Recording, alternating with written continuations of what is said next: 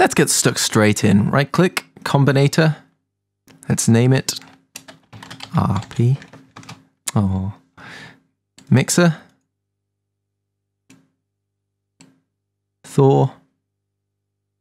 As if you hadn't already guessed. Initialize. And open it up. And we've got our simple source sound sorted. Sweet! I'll just add in some notes. Here they are. Truly inspiring. Now, bring the filter down. If we go into the filter, to about 1/4. And the ENV right up to full. We're going to use the filter envelope to quickly close the filter every time the synth makes a note. That way we'll get a high-pitched start to the tone, followed by a more subdued tail end. It's really quick and sounds akin to a muted plucked string on a guitar. You'll see in a bit. Well, you won't see, unless you have synesthesia. Anyway, bring the decay down. There we go, until you hear it plucking around 300 milliseconds for me. Did the trick. Now, add on some delay. Just with the default settings. Maybe even off tempo sync. I'll go for tempo sync. There we go. And you can hear it's already duplicated in an arpeggio-like manner. However, we want even more arpeggiated goodness, so right-click and create RPG8 Monophonic Arpeggiator, which for some reason makes me want to play Final Fantasy VIII for the 70th time.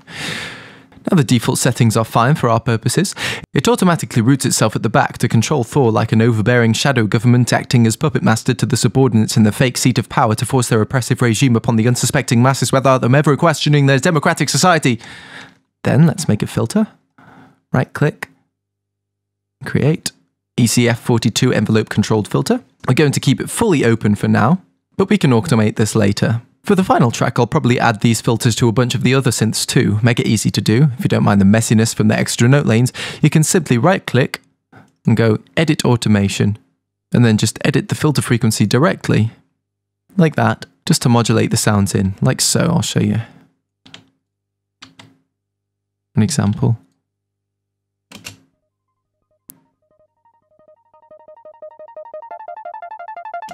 Pretty simple stuff. But it's not too much hassle to hook it up to the combinator and keep things tidy either with the programmer if you so wish. While we're in here, we're just going to select Thor and deselect Receive Notes. That way the only thing receiving the notes is the Arpeggiator instance, otherwise you'll get this kind of duplicated note sound every time you play a MIDI note. Now let's make it sit in the mix nicely with the reverb unit on the mixer. I'm going to just right click and create that. And initialize it. Applying it to the channel by about half, just for a reasonable amount of ambience. And if we take a listen, bringing up the high EQ.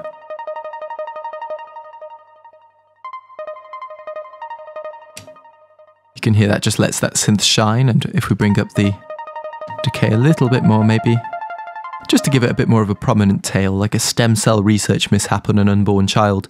Now, one thing that's fun to play with is the automation on the Arpeggiator device. Try automating the octave and mode, for instance, to get some variety in the notes played. See if I automate the mode and octave.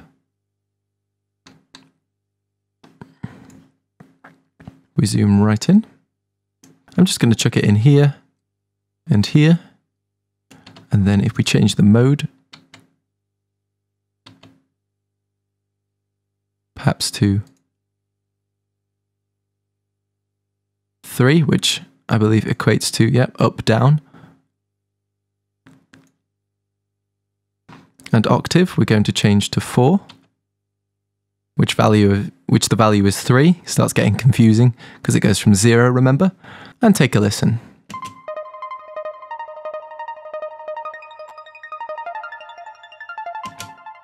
Hear the difference such a simple change can make? This is a great way to keep a listener's interest in a long track. Subtle changes in a repetitive genre like this stand out a lot more than in shorter genres, meaning you don't necessarily have to resort to making a million different synths for different parts in the song. It can be more catchy and memorable to just play around with what you already have. So let's take a listen to everything mashed together.